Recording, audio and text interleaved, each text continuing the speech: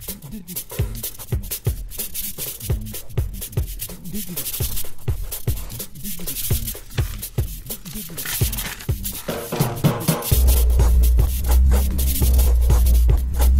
ladies and gentlemen, I think it's time for us to welcome warmly to this stage at the New York Public Library James McBride and Spike Lee.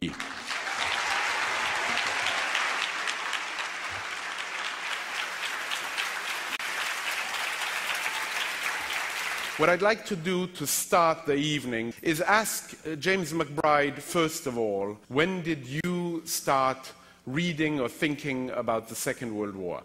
When I was a little boy, I had an uncle who used to talk about the Italians. When he got drunk, he would start talking, and he'd say they loved us in Europe, and they loved the colored man over there, and so forth. And he died when I was a boy. When I got grown, I decided to investigate some of the stories he talked about and discovered the 92nd Division. Long and short of it is, after interviewing them, I moved to Italy for 6 months with my family and studied the war from the perspective of the Italians, and then created the book, which came out in 2002.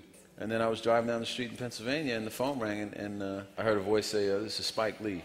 I thought it was my buddy Damon messing around, you know.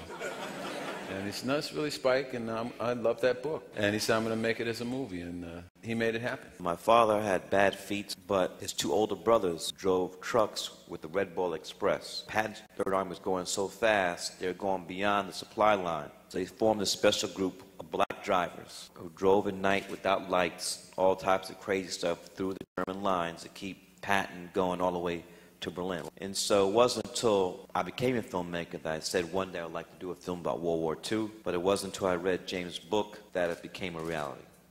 John Wayne begins The Miracle of Santa Anna. It says, "Pilgrim, we fought for this country too."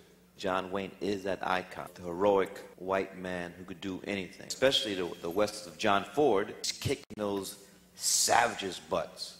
Not only builds up the white race, but demeans other people. This is a time when the armed forces were still segregated. You know, you're talking about 1.1 million blacks who served in the Army and 15,000 who served in Italy in World War II, and 1 in 4 was a casualty. They understood that they weren't going to get the kind of credit they deserved. They understood that they were, victims of segregation and racism and so forth. They fought because they thought that it would drive a chink into this sort of cement block of racism that existed in America. It's a movie about friendship, really. It's not even about black soldiers. It's about the friendship of a little Italian boy. It's about what black Americans feel every day, that we are truly inside human. Now, what our face makes us a political statement, but inside, we are the same, and that's why this soldier and this boy are the same. By putting the child in these films, we could see the effect of war. We had never done a World War II film. We'd never done battle scenes, but I was not concerned about that. I was concerned about, we got to make sure we get the right kid for the role of Angelo. And we had an open call in Florence, and 5,000 Tuscan kids showed up. And it was obvious to me that Matteo Schiabordi was the one. James had wrote the lines for this Dems character. So it's a shame I feel more at home in a foreign country than I do my own. And you felt that it was important to make that movie in Italy. It took place in Italy. We were able to shoot at several locations where events took place, specifically the massacre, which happened August 12, 1944, where the 16th Division of the SS slaughtered 560 innocent civilians, mostly elderly men and women and children. The audience subliminally understands. They feel that this is real, this is authentic.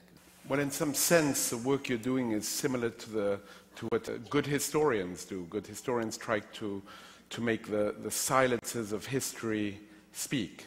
We got a true validation from Buffalo soldiers who've seen the film, the Tuskegee Airmen that's seen the film. There's no way one film can eradicate the mission or the effort of African Americans to World War II from the films that have been coming out of the studio since 1945.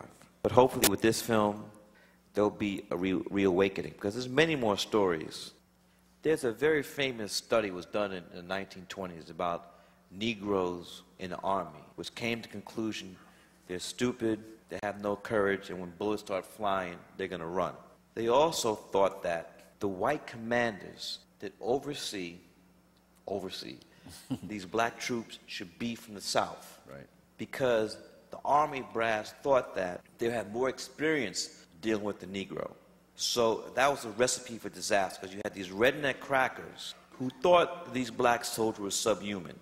The 92nd has always been seen. Time magazine called them the hapless 92nd. I mean, they were really ridiculed. And that was something that these men most of them went to their graves with a great deal of anger about it. Because you know what? Unless a white person says it happens, it don't happen. Uh-oh. Why do you think it is correct to say that this film is really a film about redemption? The film is about many things, and as I said before, it's a miracle this film got made. And we counted 18 miracles that occur in this film. Thank you very much. Thank you.